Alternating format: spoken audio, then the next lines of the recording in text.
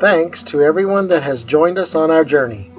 We have had some very nice comments about our videos, and as asked, we will start to include the cost of what we do so others can plan better than we did, as evidenced by our second attempt at retirement. We made the trip from New Bern, North Carolina to Lake Worth Inlet in just over 6 weeks. We used 80.3 gallons of diesel fuel and 5 gallons of gas for the generator. We also bought 2 more 5-gallon gas cans for the future. We filled up with 12 pounds of propane, but we used that over the course of 3 or 4 months, not just 6 weeks. The monthly usage for propane will be accurate at the next fill-up, but keep in mind that QP cooks for everyone within radio range. Okay, let's get going.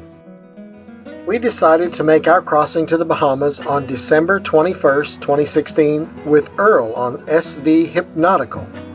The weather forecast was calling for an east wind of 10 to 15 knots and 4 to 5 foot seas from Lake Worth Inlet, Florida to the Gulf Stream.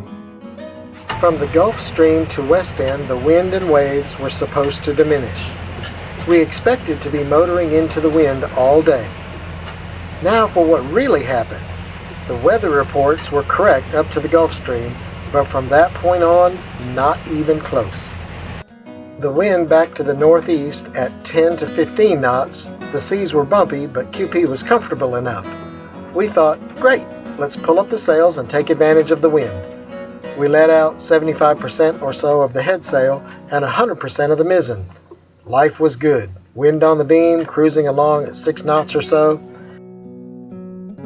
Instead of diminishing in the afternoon, the wind backed even more to the north and increased to a steady 25 knots, occasionally gusting to 30, according to the Ray Marine wind instruments.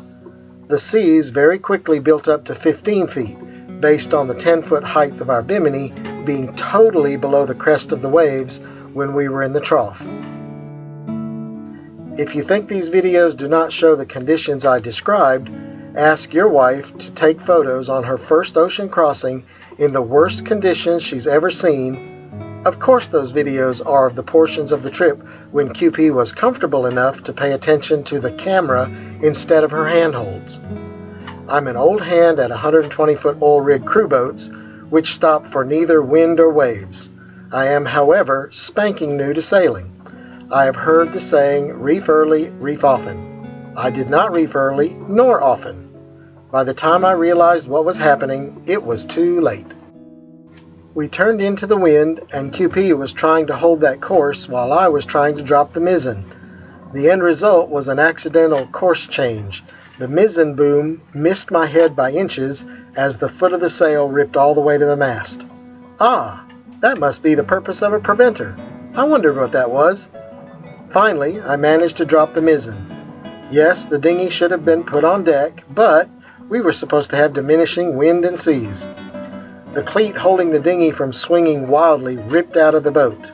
Executive decision-making time. The value of the sail and the dinghy combined does not equal me being tossed overboard, leaving QP to finish the crossing alone. I, or we, decided to let it all hang out. If the dinghy and mizzen sail were there when we get to West End, we would fix them at that time. New rules: reef early, reef often, and always put the dinghy on deck for crossings. We posted some of this footage on Facebook and the critics went crazy. We should have turned back. We should have checked this or that weather site. One person even said we should not be sailing at all, and much worse. Hindsight is always 20/20. Weather is a prediction, not a guarantee.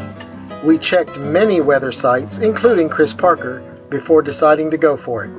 I was so angry at Chris Parker that I quit listening for weeks.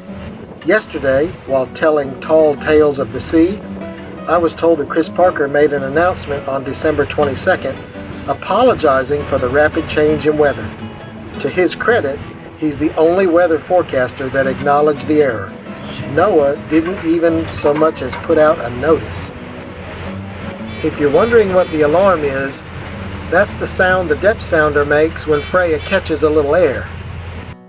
Do you remember when the teacher whacked your hands with a ruler when you did a bad thing? Well, this is what it looks like when Neptune whacks your hands when you do a bad thing.